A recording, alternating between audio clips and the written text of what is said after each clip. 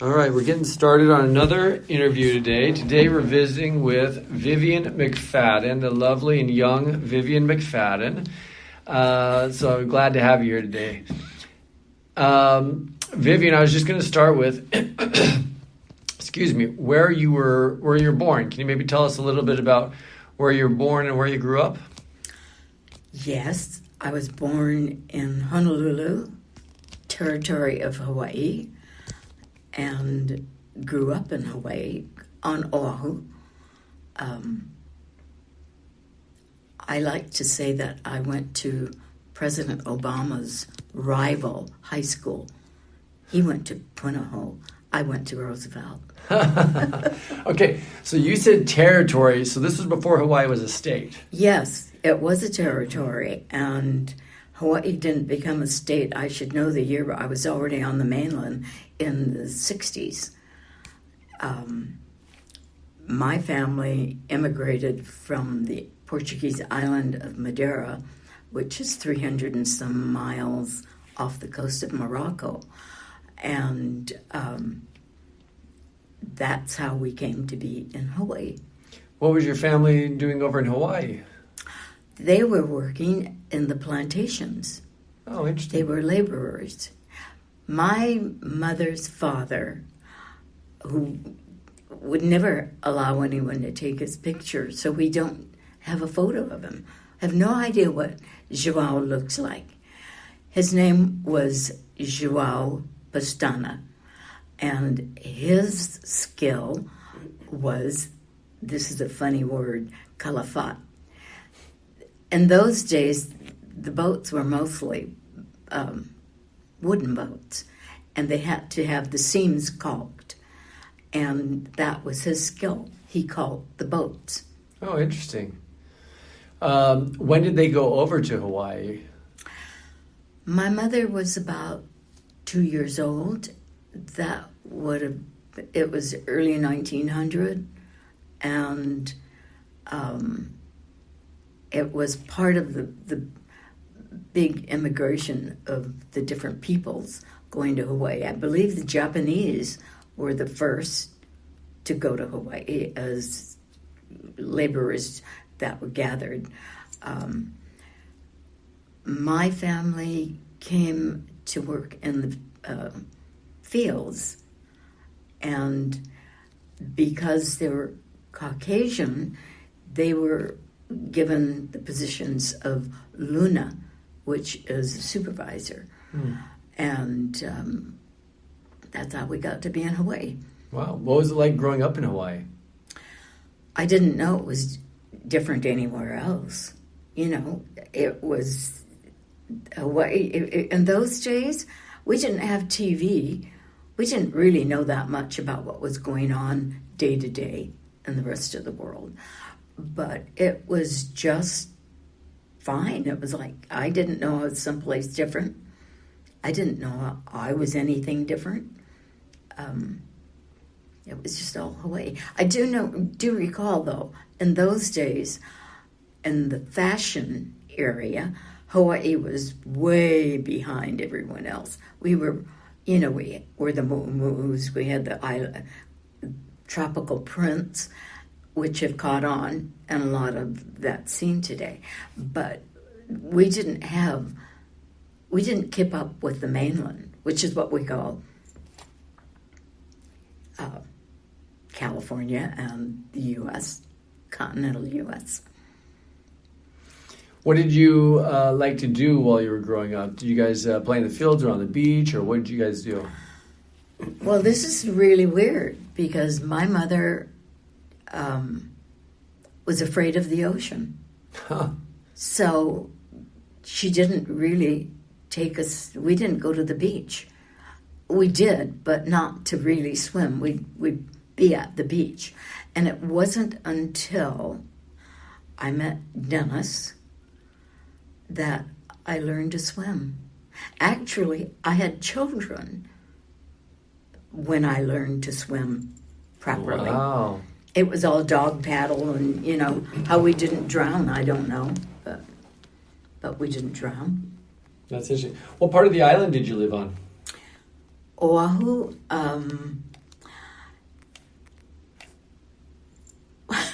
it's hard for me to figure out west, east, because it was all, direction was all given.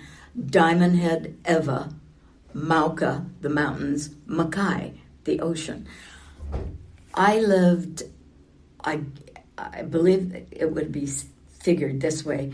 The eastern low slopes of Diamond Head. Okay. And the district was called Kapahulu. It was a very modest kind of neighborhood, just above Waikiki and below Kaimaki, sandwiched in between. Okay. So I could walk to Waikiki Beach. What did you like to do in high school? I was a pretty shy, introverted kid, but I was an ROTC sponsor, and that you get chosen or elected to, and had a difficult time keeping up with our company commander's pace, because I was short and short legs, but we marched in parades like the Kinkamehameha Parade, the Aloha Day Parade, Lay Day, and that sort of thing. Interesting. So I'd go to the beach with my friends. You know, I have a friend that I still keep in touch with. And whenever I call her, I say, okay, hey, Lorraine, are you still working? And she is. And we're the same age. She's still employed. Is she still on Oahu? Yeah, she's one who doesn't travel. She doesn't like to. She doesn't like to get on planes or on a boat. And so she pretty much just stays on Oahu. Wow, that's cool. What did you do after high school? After high school, well, by then, my older sister was dating a Navy guy who was LDS. And that's what started my path here. I started going to church with them, and then started meeting some neat young guys who were in the Air Force and the Navy, who were LDS guys who would come to Waikiki Ward to go to church. And we didn't socialize during the week, but always on Sunday we'd go out as a group to have dinner or lunch, whichever it was.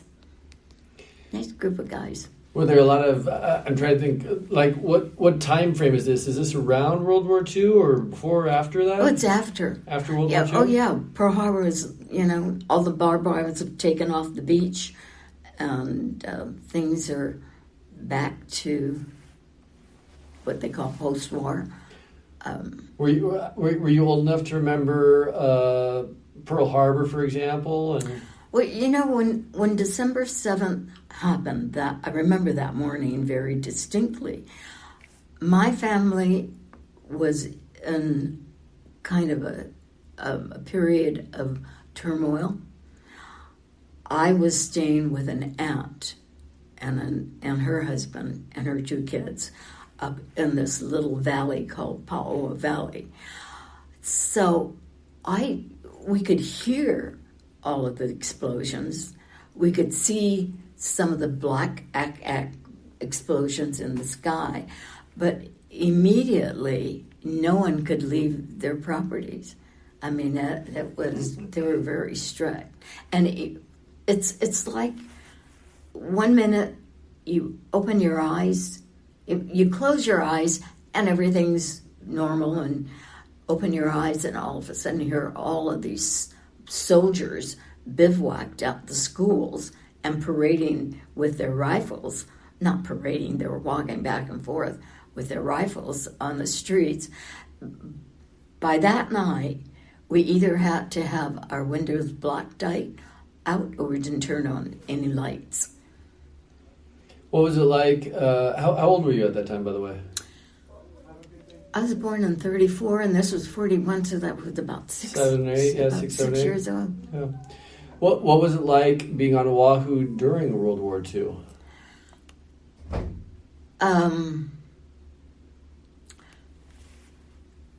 We all were issued gas masks. You couldn't leave your property. If you left your property without your gas mask and your ID card, you could get penalized by the warden. They're block wardens. And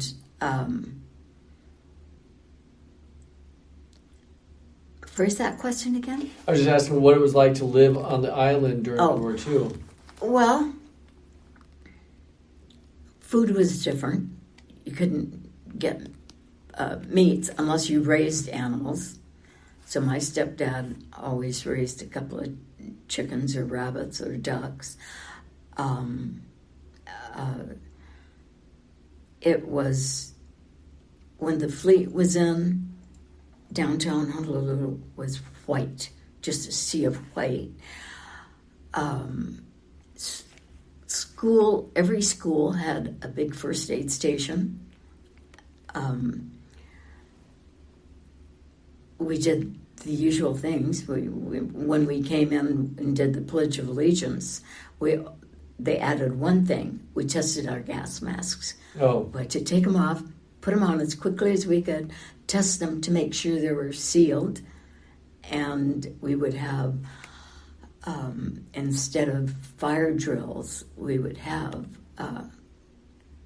mustard gas drills, because they expected the Japanese to come back and were concerned about mustard gas. So they also built showers on all the playgrounds, and we had to see how quickly we could get our masks on and get down to the showers. So that was, as a kid, that's the real basic differences that I could be aware of. I was wondering, because you said, like, when you were dating and socializing with some of the servicemen. That was after the war. Right, after the war. You said that they had removed all the barbed wire from the beaches. So was there barbed wire along all the beaches of the island? Maybe some of the, like Waianae, Nanakuli, out in that area, maybe there wasn't barbed wire. But every part along Waikiki and to Diamond Head and Kailua, all of those beaches had barbed wire. In fact,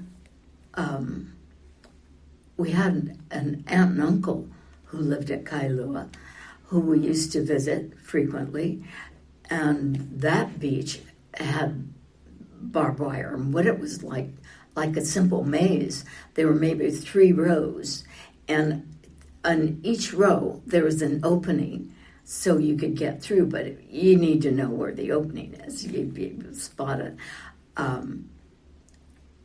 As a kid, I would be going down to the beach before the family was ready and didn't know how to spot the openings. So I tried crawling under once and got hung up in the barbed wire. And had to just wait until somebody came down and unhooked me. But my uncle worked at Kaneohe. He used to be Naval Air. It's now Marine Air. And he was a mechanic there. And he'd bring home these big mattress covers, which we'd fill with air and ride the waves on those. No way. That sounds fun. It was fun. That's cool. Yeah. I mean, somebody who didn't swim, it's surprising that I didn't drown. And you were comfortable doing it. That's a great thing. We had fun. It was a lot of fun. So I distracted you. We were talking about that you were dating and socializing with some of the soldiers, and that's how you had been introduced to the church. Yes. What's the rest of that story and how you came to join the church? Well, I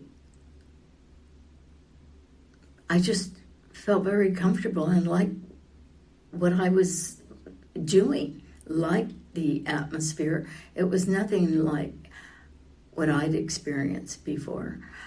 Although my mother used to my father died when I was quite young, but my mother would take us to church, and it was a Pentecostal church.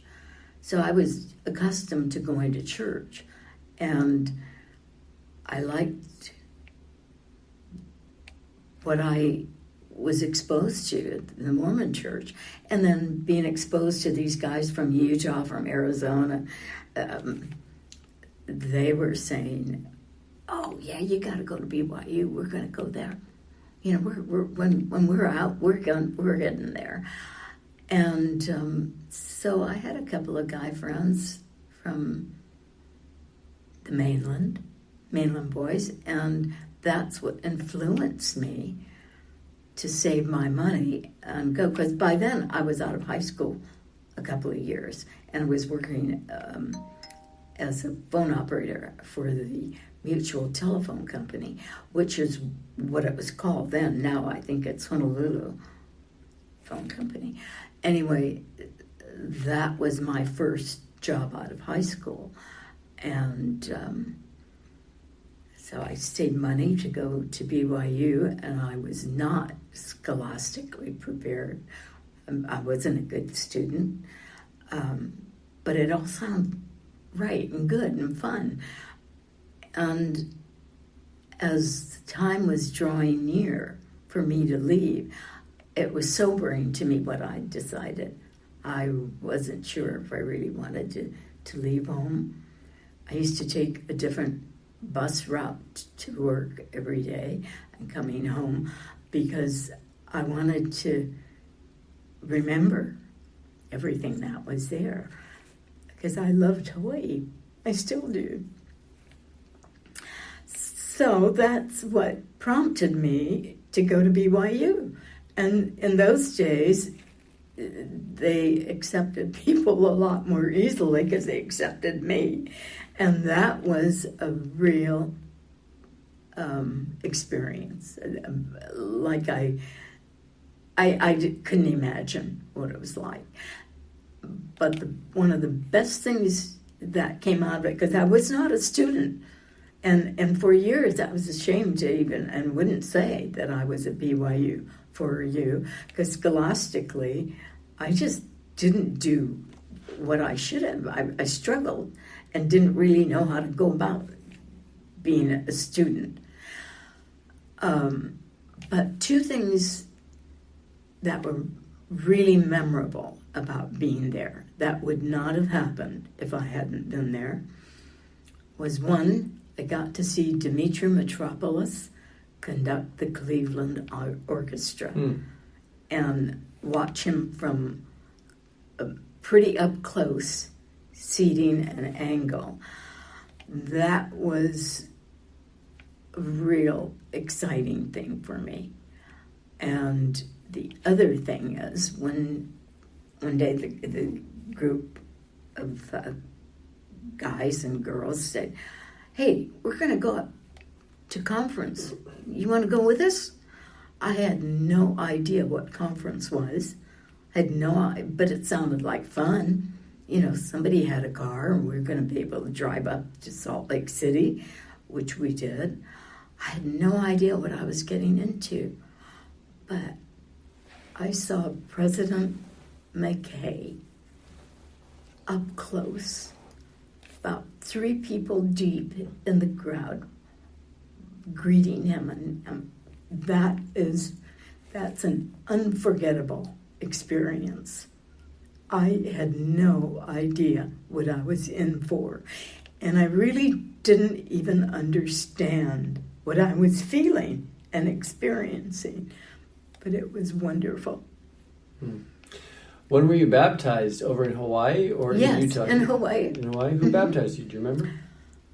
I think it was Elder Reed, who was from Fresno. Kid from Fresno baptizes a little cute Hawaiian girl. A little Portuguese girl. A little Portuguese girl on Hawaii. Yeah. That's beautiful. What did you wind up studying at BYU? I didn't know what to do, so I signed up for elementary education and had no idea the processes. And, of course, all the courses that I chose to take were full. So I don't even remember what I filled them with. But I filled them with things that I could get into. That's great. When did you meet Dennis? Oh, I met him way before. I met him when I was a sophomore in high school. Oh, I didn't know that. Tell us about Dennis. Dennis. Well, he saw me before I saw him. See, in Hawaii, the public schools have what they called English Standard Schools. They don't do that anymore, I don't think. So in Hawaii, you have the public schools, the parochial schools, the private schools, non-church affiliated. And I went to what they call the poor Haole School, which was Roosevelt High School. The rich Haole School was Punahou. We're going to leave them alone. Some of the ne'er-do-wells in Roosevelt would go over and paint their dome red and yellow. Their colors were blue and yellow, and you'd get in big trouble, but it was fun. Real good competition. So the question again. Tell us about Dennis.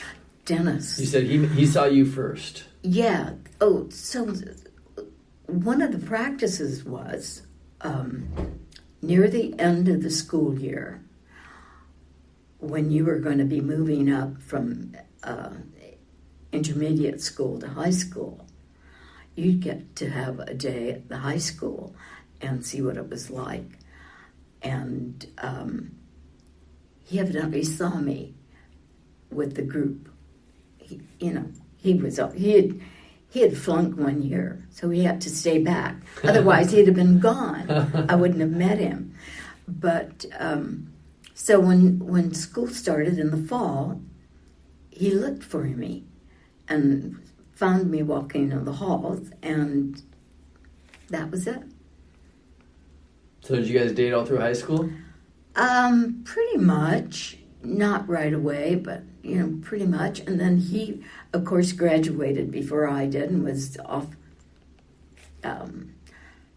at the Manoa campus for University of Hawaii for a while. And then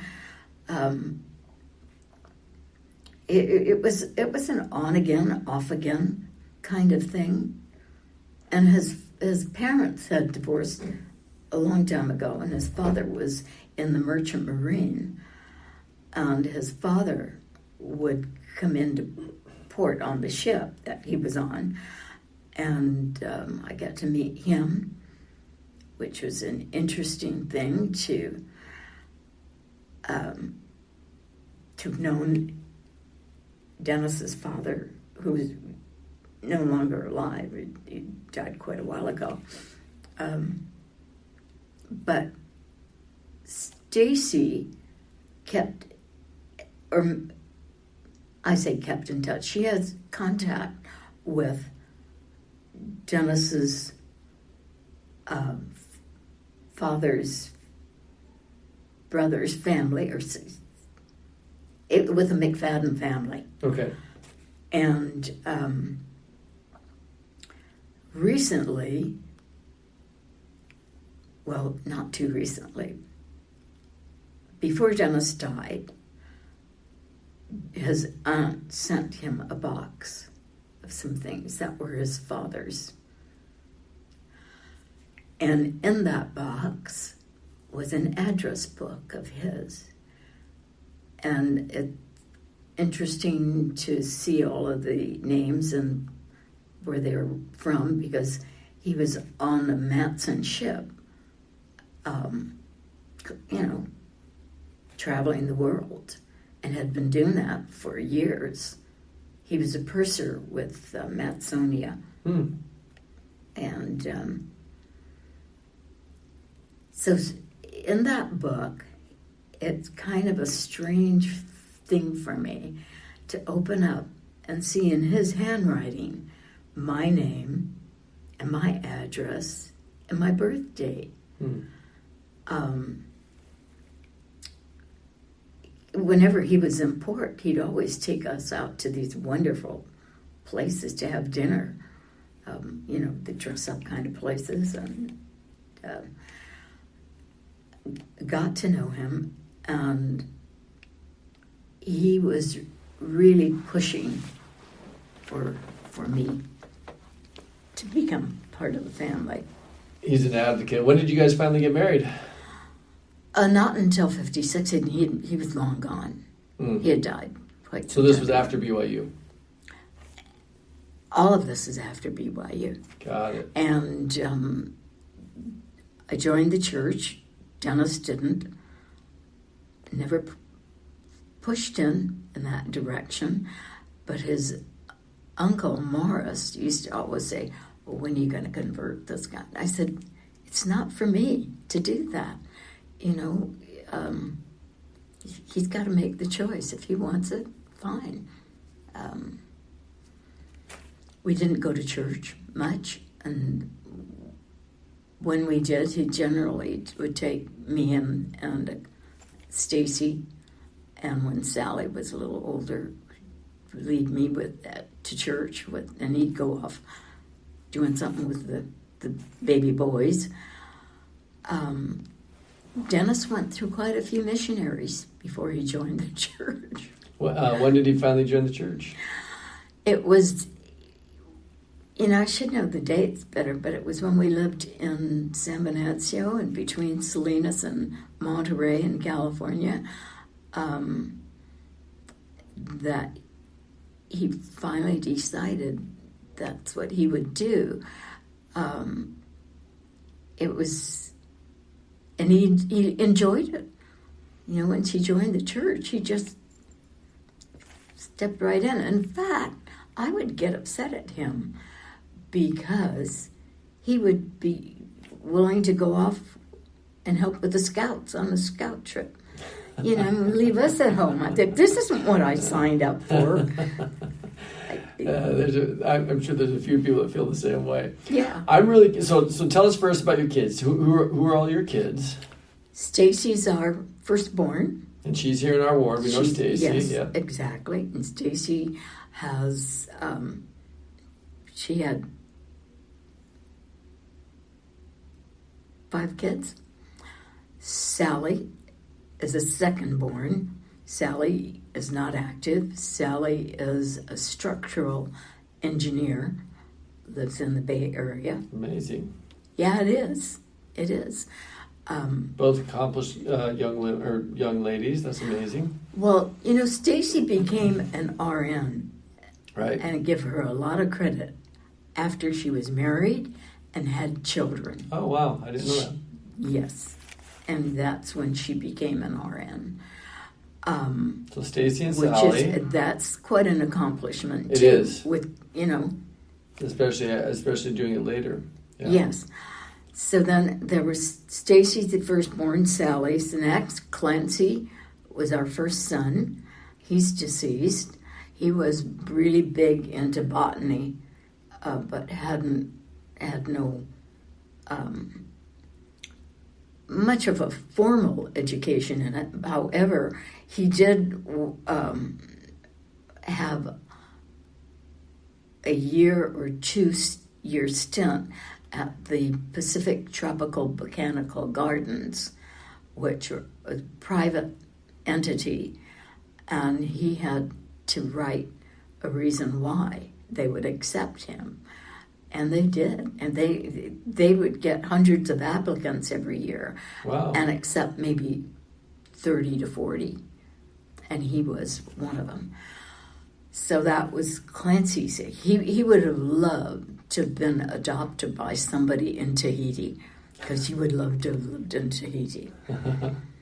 And then our baby is Sam. And Sam is an engineer. He's got his PhD in engineering. He's the one who just built my new bathroom. Oh, wow. He said, I want to do this. I said, help me help me interview somebody to come and do it. He said, I want to do it. And so he did. He and Stacy was his helper, and they built me a lovely bathroom, tore out everything down to the studs, everything went, and then built it up again. That's great. So where have you lived in your life? So after Oahu and now in San Diego, in between, where have you lived? California. Up and down? And we first were in Monterey, California, because that's where Dennis was. He'd been going to school there. And then we moved from Monterey, we moved to San Venancio, a neat little enclave halfway between Salinas and Monterey. So we didn't go far. The fruit didn't fall far, did it? No. And from San Venancio, we went to Danville. Okay. Loved Danville. And that's where the kids have most of their memories of growing up were from San Venancio and Danville. Okay. Places where the kids could just go and they come home when they're hungry, or whatever, when they're ready to come home. The only thing I was concerned about with them being gone like that were rattlesnakes. There weren't the worries about abductions or things that you have concern about children being off and running free. Those were the concerns that I had. Dennis had no concerns. He said, no, they know what a rattlesnake looks like. They're fine. What did Dennis do for a career? Dennis was an engineer. So that's how Sally and Sam got it. That's right. The kids all got his brain, And your looks, so they did okay. They all did okay. Yeah. What got you down to San Diego? Work for Dennis. Okay. We had been in Palos Verdes for 5 years, maybe longer. I think more like 9 years. And changes with the company, changes for him. And so we ended up coming to San Diego. And I know you've had a few jobs throughout your life. Can you share with us some of the jobs and careers you've had? Never careers. No? They were always jobs. Okay. Yeah, I always worked at well, not always. I did once the kids were a certain age, I worked at the schools. And then when we moved down to San Diego, when we were in Palos Verdes, I did cruise line meet and greet and did a lot of work. I knew LAX by the back of my hand then. We were at the airport all hours, sometimes 4 a.m. to get a group off to who knows where. One of the ladies from church, Dorothy Varney, she and her husband grew up in LA, and they started out just when family would come, they'd put together tours for them. And that word of mouth got around that they were doing this, and so little by little they did more and more, and then they decided that what the heck, they may as well do it for the cruise lines. And that's how I got interested. The cruise lines were using young people, high school age kids, to go down and do the meet and greet. Well, that didn't work because it just didn't work. They probably lost a few people. They needed adults. And Yeah. so that's how Dorothy got a group of her friends together, and that's how we did that. It was fun. That's awesome. And then when we moved here, I met Jan Bentley, who...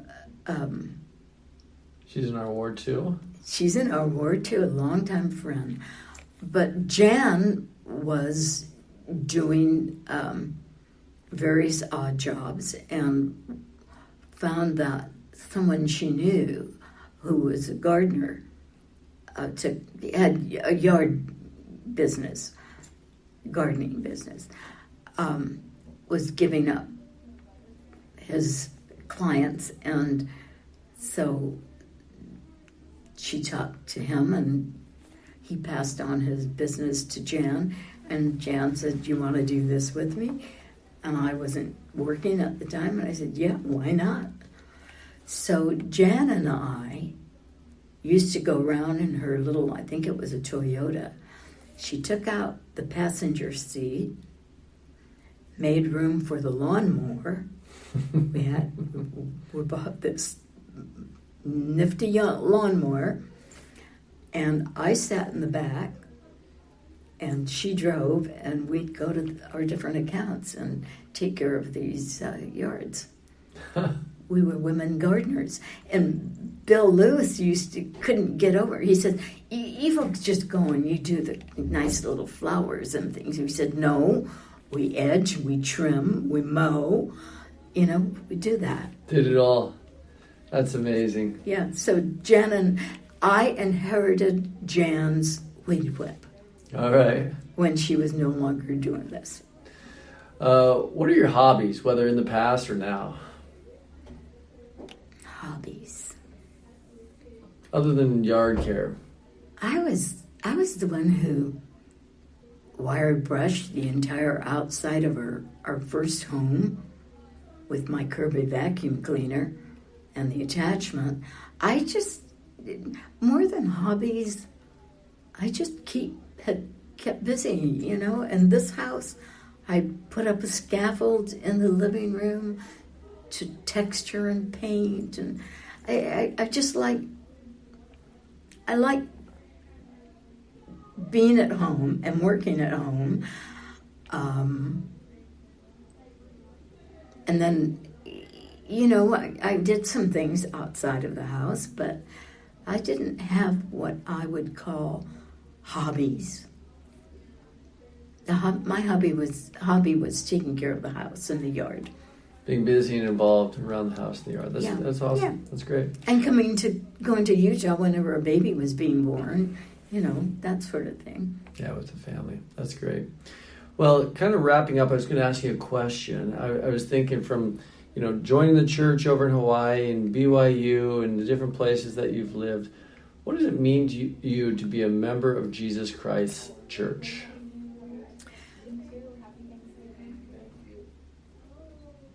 I just recently was saying to Stacy, how did this little Portuguese girl from Hawaii who didn't know a thumbnail about what was going on in the world really, how did I get to be here with this good life in this lovely area and doing the things I'm doing? And including the church, how did that all happen? And it wasn't all someone else's doing it.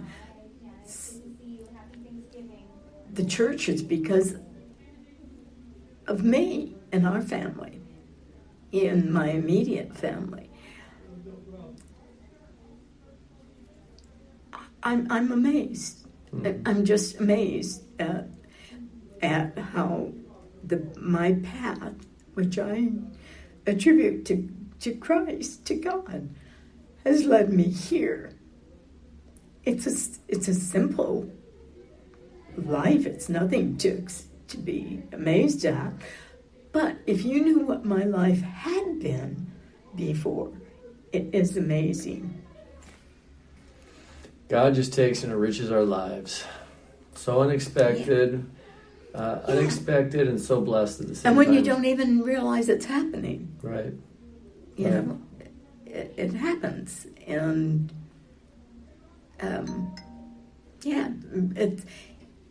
it's my life has been very different because of being a member of the church. Because of that. My life has been different also. What the start was my mother taking us to church. I always loved going to church. And as I said, it was a Pentecostal church. Sometimes they got up and we were clapping when they were singing. And they were good people who were kind to us at a time when our family really needed it. That's beautiful. Well, I love learning all about you today, Vivian. Beautiful life, beautiful story, beautiful woman. It's fun to listen to. Well, you're kind to say that. Truly. Well, thank you. I'll let you we'll get on with the rest of the day. This is Thanksgiving week, and I hope you have a wonderful Thanksgiving. May I listen to that and edit it? Probably not edit, but yes, we'll definitely make sure you listen to it. So, and thank you for all the time today, Vivian. I love that. Thank you.